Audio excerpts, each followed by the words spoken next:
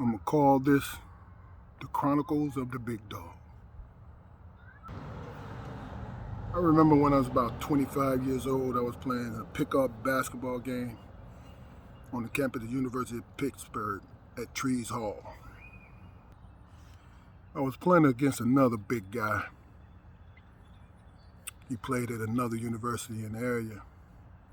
And for some reason, when we first met, we ain't like each other.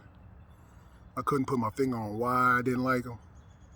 But for some reason, he just rubbed me the wrong way. Maybe it's just our personalities. They just didn't click. I'm not sure. I actually admired how he played because he played hard like me. He went after it like me. He had that fiery. Maybe that's what it was. We were too much alike.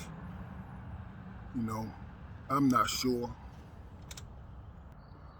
Well, this particular day, we had been playing like 5-6 games in a row, going back and forth. My team, we won the last one. As a matter of fact, we blew them out. And I had a good game. For some reason, he started talking shit. And I'm looking at him like, what's up there? You know what I mean? You're not going, I ain't no punk. Let's go. Let's make it happen there, right? People stepped in between us, and, he started screaming, you don't like me anyway. And this, that, and the other. You think you this and blah, blah, blah. And all of this. And I'm like, yo, man, what the fuck is your problem? I said, let him go. So he saw that I was serious, and I'm like, let's go, right? So, the boys let him go, and I'm stood there like, yo, let's make it happen, right? And he's like, oh, man, forget you, you know what I mean? And blah, blah, blah, I'll do this. And all right, we'll do it then. Let's go. Then he hit me with the, man, you ain't even worth it. So he turned around and started walking away. So I never really had a problem with the guy. So after we were finished and putting the shoes on and all of this, I had to say something to him. I was like, look, if you want to box, we can do whatever, man.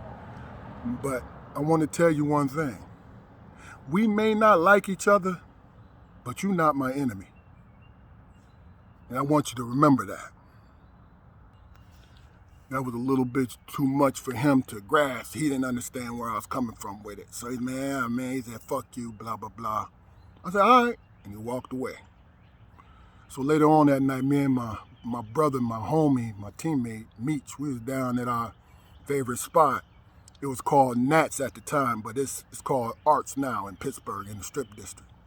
We were down there, we were drinking and everything, and he walked in. When he did, Meech looked at him and he said, big dog, there go your man. And he smiled, he always had that right smile. So what you gonna do?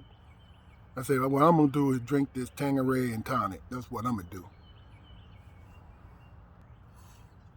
So we were down there for about 3-4 hours, everybody having fun, laughing, joking, and all that. Every once in a while, he'll cut his eyes my way like he was intimidating me, and it was just funny. All I did was laugh, right? So toward the end of the night, we was all getting ready to, break up out of that situation. And he bumped into, he was going to the bathroom, and he bumped into, Nats is small. Arts, Nats was small. So you had to be very careful when you walk through the crowd, but he was walking through like a bull in China slap. Like I said, he's a big dude like me.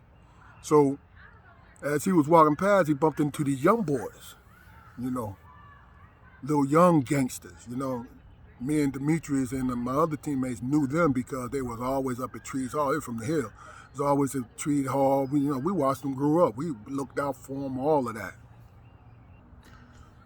One of them recognized who he was and, called him out a name like, oh, you can't say excuse me? And, he looked, he drunk, and, he think he's this tough guy. He told him, fuck you, this, that, and the other, right? So now it was a thing. It was like 4 of them, and they was like, he's going to have to get it. I saw what happened, so I nudged Meech, and I told him, I was like, yo, it might be a problem. My man right here. You see the youngins over there. I think they gonna do something to him once he walk out the door. Right? So as he came back, he still had some words with him. You know what I mean? He had his little crew with him, but they wasn't hitting on nothing. So the night's over with, and we all walking out. And I see him walking out. I said, yo, Meech, I'm going to go ahead and follow him on out, right? He said, well, I'm going to be a couple minutes behind you, but I'll be out there.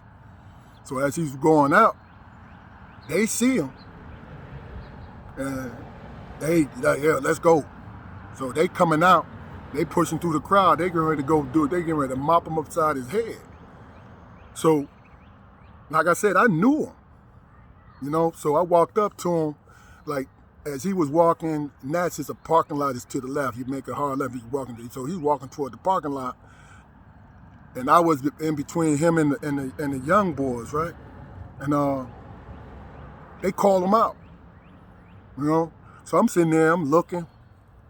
Let me see what this is about. Maybe they just woofing. But no, they wasn't, because they was about their business.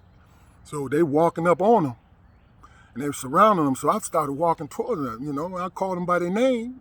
You know, I turned around and said, yo, you know, and I'm like, look, hold on, man. You know, he drunk, man. You know what I mean? I bet you if you see him tomorrow, he will apologize to you. You know what I mean? It ain't worth it, man. Don't do it like this. You know what I mean? I said, if you feel the same way tomorrow, wait till he's sober. You know what I'm saying? And I knew if I can convince one of the brothers, just one, then they'd change their mind about it, right? And, you know, one that I was particularly close to, you know, I just pulled him aside like, yo, man, I understand that. He's a dickhead. I said, I was going to fight him earlier today. Well, he wanted to fight me, but he changed his mind. Just let it go, man. Just let it slide, bro. You know what I mean? Let's go up to this little after-hours spot. I got the first drinks is on me. The first 2 drinks is on me, and let's go, man. Right? Because I don't want y'all to have a body out here. So he grabbed his boys, man. He's like, come on, man, let's go. He said, yo, we'll meet you up at the spot, Big Keith. I said, yeah, I got you. You know what I mean? So I'm standing on there waiting on Meech, right? And homeboy come pulling out, and I was standing like right by the driveway. And he rolled the window down. He said, yo, man, you know, I appreciate you doing that, you know, this, that, and the other. And I looked at him, I said, like I said to you, and you look like you didn't understand what the fuck I was talking about.